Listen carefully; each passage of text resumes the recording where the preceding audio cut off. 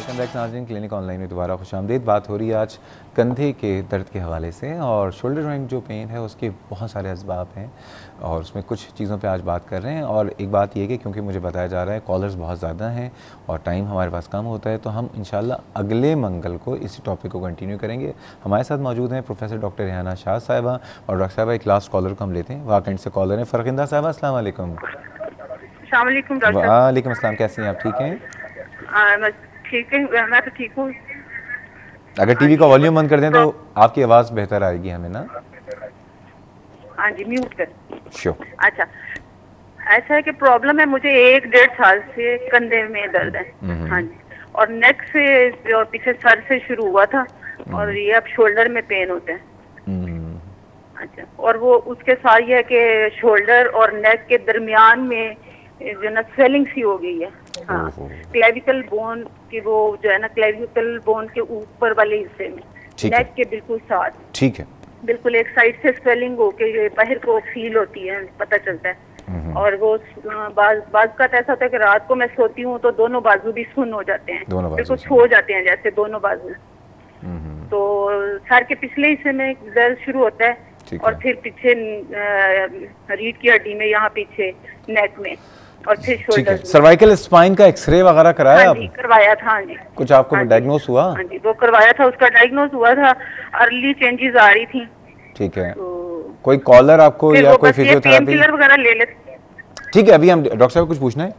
हाँ जी, तो वो थोड़ी देर के लिए तो आराम आ जाता है मगर फिर शुरू हो जाता है। कहते हैं खवातीन से उम्र पूछनी चाहिए, लेकिन मजबूरी आपकी उम्र पता मेरी, हाँ जी, 47, 48 है। 47, 48, ठीक है। अभी हम आपके सवाल का जवाब देने की कोशिश करते हैं, बिल्कुल हम कोशिश करते हैं। बहुत शुक्रिया डॉक्टर साहबा। पहले उसको पूरा कर लीजिए कि अभी जो कंधा उतर रहा है, आपने कहा कि इसको पहली बात हाथ को यूं कर लीजिए और कोशिश ये करें कि किसी ऑर्थोपेडिक सर्जन के पास या किसी इमरजेंसी हॉस्पिटल की इमरजेंसी में चले जाएं।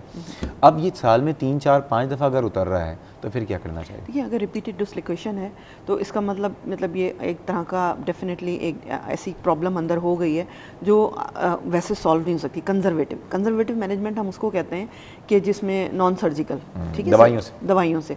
तो इसमें दवा का तो खैर इतना कोई ख़ास रोल नहीं होता। मैंने आपको बताया ना कि इसमें एक्चुअली एक छेद हो जाता है और उसमें से वो जोड़ बार गोला बाहर निकल आता है, फिर वो पॉप इन पॉप आउट वाली पोजीशन होती है उसकी।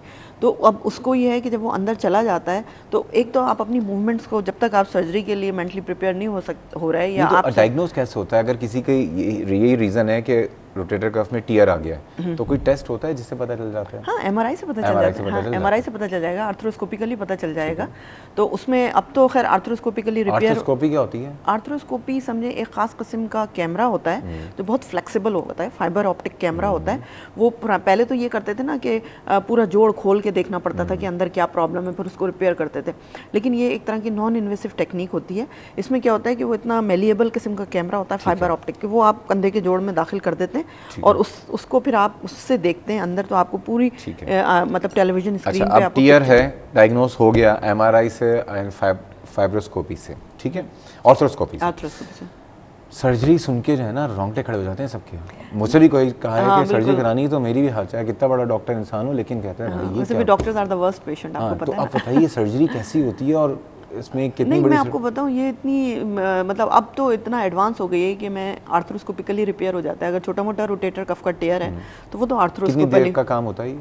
In good hands hardly 40-45 minutes in good hands. और उसके बाद सर्जरी के बाद की कोई एहतियात? हाँ, सर्जरी के बाद और सर्जरी से पहले भी जिन लोगों को रिपीटेड डिसलोकेशन हो उनको जो खास एहतियात करनी चाहिए वो ये वाली मूवमेंट और ये वाली एक्सटर्नल रोटेशन, मतलब जिसमें हाथ उनका इस तरह बाहर की तरफ मूव करे और बॉडी से दूर जाए या इस तरह बैक पे जाए। इस मूवमेंट को अवॉइड करें। कोशिश करें कि आपका जो हाथ है ना वो ज़्यादातर बॉडी के साथ अटैच रहे, मतलब ये एक्सिला पिट जो है वो अपनी इसके साथ अटैच रहे बॉडी के साथ। ये वाली मूवमेंट और ये बाहर वाली एक्सटर्नल रोटेशन वाली, इसी मूवमेंट में क्रिकेटर्स के लिए बहुत, वो फिर क्रिकेट वगैरह भी फिलहाल जब तक ये उसमें बहुत हाई रिस्क है। और सर्जरी के बाद सर्जरी के बाद कर सकते हैं। फिर उसके बाद ये है कि 6 to 8 वीक्स का रेस्ट होता है, मतलब टेयर को हील होना पड़ता है ना, क्योंकि समझिए बिल्कुल ऐसा ही है जैसे कोई कमीज़ या कपड़ा होता है वो फट जाए तो उसकी फिर आप रफूकारी करते हैं, तो इसी तरह इसमें आप मतलब मैंने बताया आर्थ्रोस्कोपिकली भी ये सर्जरी होती है, ओपन सर्जरी भी होती है, और उसमें ये होता है डिपेंड करता है टेयर के साइज़ पे। छोटा साइज़ है आर्थ्रोस्कोपिकली रिपेयर हो जाता है, अगर बड़ा साइज़ है तो फिर उसमें डबल ब्रेस्टिंग, और मतलब बहुत डिटेल्ड किस्म की। अब ये बताइए, अब आप एक हिस्से पे मैं आता हूँ जिसमें होता है मुझे डॉक्टर को फंसाना, ठीक है, और आपको फंसाना तो बड़ा ज़रूरी है क्योंकि आपकी तो बड़ी डिमांड थी। पहली बात तो ये कि जो टेंडनाइटिस है, रोटेटर कफ इंजरीज़ हैं और बहुत सारे जो मसाइल हैं उसको हम डिस्कस करेंगे अगले प्रोग्राम में। फ़रखिंदा साहिबा का जो भी सवाल था उनके लिए आप क्या कहेंगी? इनको कंधे पीछे से जो दर्द आता है और वो हाथ में जाता है, हमारे पास 10 सेकंड है। हाँ, मेरा ख्याल है ये डेफिनेटली इनको सर्वाइकल प्रॉब्लम है। अगर इनका सिंपल एक्सरे हुआ है तो I will go for an MRI, ठीक है, क्योंकि डेफिनेटली इतना लॉन्ग टर्म इनका प्रॉब्लम है, तो मैं इनको रिकमेंड करूँगी कि MRI करके अपनी डायग्नोसिस कंफर्म कर लें। मुझे ऐसा लगता है कि इनको या तो सर्वाइकल स्पॉन्डिलाइसिस है या कोई खुदा सा डिस्क, बाज़ दफ़ा सर्वाइकल डिस्क का भी प्रॉब्लम होता है, क्योंकि ऑलरेडी ऑस्टियोफाइट्स वगैरह तो इन्होंने बताया कि हैं, तो MRI ज़रूर करवा लें, और फिजियोथेरेपी से इनको बहुत फ़ायदा होगा। अच्छा, अभी बताइए कोई ऐसा दिन है जिस दिन जो उस प्रोग्राम में मरीज़ जो पहले आपके पास आए थे फॉलो अप के लिए, हाँ बिल्कुल, वो उस दिन आ जाए आपके पास? वेडनेसडे कितने बजे? Between 10 to 11। और कहाँ पे आ जाएं? बासी शहीद में किस जगह पे? आपके ऑफिस या मेरा ऑफिस है 2nd floor ट्रॉमा सेंटर। और उस ऑफिस से बाहर जो एक इंसान होता है जो कि आपका सारे अपॉइंटमेंट्स, उसका नाम क्या है? यूसुफ साहब से मिल लें, ठीक है ना। शाह से बढ़ के शाह के वफादार बड़े ख़तरनाक होते हैं ना, ठीक है। और यूसुफ साहब के स्पेशल इंस्ट्रक्शंस हैं कि हमारे जो मरीज़ हैं हमारे रेफरेंस से उनको handle with care.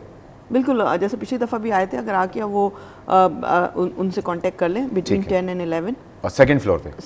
Doctor Rehana, बहुत बहुत शुक्रिया, बहुत शुक्रगुजार हूँ आज आप इस प्रोग्राम में आई, और ये कि इस प्रोग्राम की जो बातें रहेगी इंशाल्लाह ताला अगले हफ्ते हम डिस्कस करेंगे।